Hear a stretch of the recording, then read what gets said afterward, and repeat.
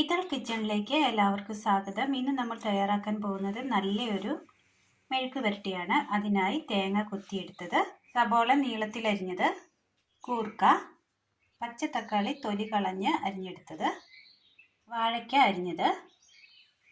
ഇതിനി എങ്ങനെ തയ്യാറാക്കാം എന്ന് കൂടി നോക്കാം. ഒരു ചട്ടി എടുത്തതിന് ശേഷം അതിലേക്ക് പച്ചക്കായ അരിഞ്ഞത് ഇട്ട് കൊടുക്കാം. കൂർക്ക, സബോള, തേങ്ങാക്കൊത്ത്, വേകുവാൻ ആവശ്യമായ വെള്ളം,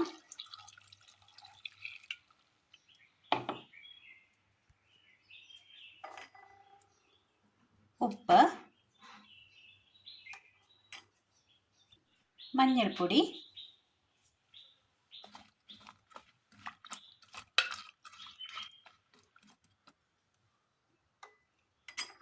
മൂടി വെച്ച് വേവിച്ചെടുക്കാം. വറ്റൽമുളക്, കറിവേപ്പില, ചെറിയുള്ളി, ഇത്രയും സാധനങ്ങളൊന്ന് ചതച്ചെടുത്തുകൊണ്ട് വരാം.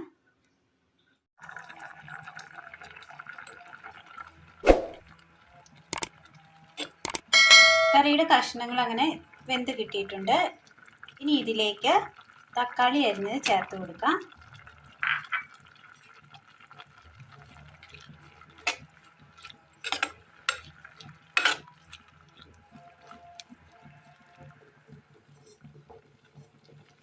നന്നായി മിക്സ് ചെയ്തതിന് ശേഷം ഒന്നുകൂടി ഒന്ന് വേകാനായി വെച്ച് കൊടുക്കാം. വെള്ളം നല്ലതുപോലെ വറ്റി കിട്ടിയിട്ടുണ്ട്, നന്നായി വെന്ത് കിട്ടിയിട്ടുണ്ട്. വാങ്ങി മാറ്റി വെക്കാം. അടുപ്പത്തൊരു പാൻ വെച്ച് കൊടുത്ത് അല്പം എണ്ണ ഒഴിച്ചു കൊടുക്കാം. ഇതിലേക്ക് കടുകിട്ട് കൊടുക്കാം. ചെറിയുള്ളി ചതച്ചത്,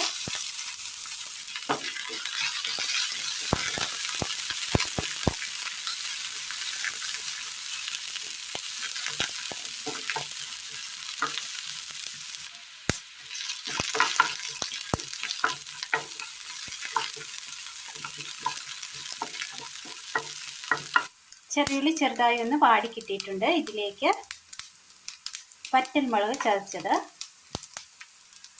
കറിവേപ്പില,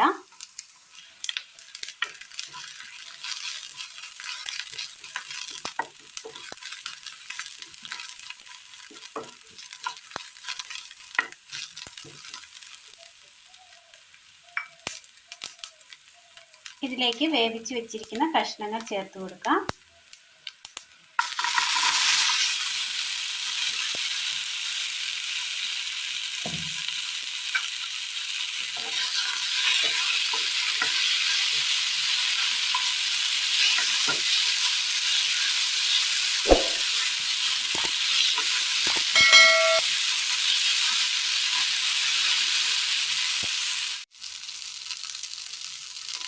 എല്ലാം നന്നായി മിക്സ് ചെയ്ത് യോജിപ്പിച്ചതിന് ശേഷം ഒരൽപ്പം കുരുമുളക് പൊടി ഇട്ട് കൊടുക്കാം.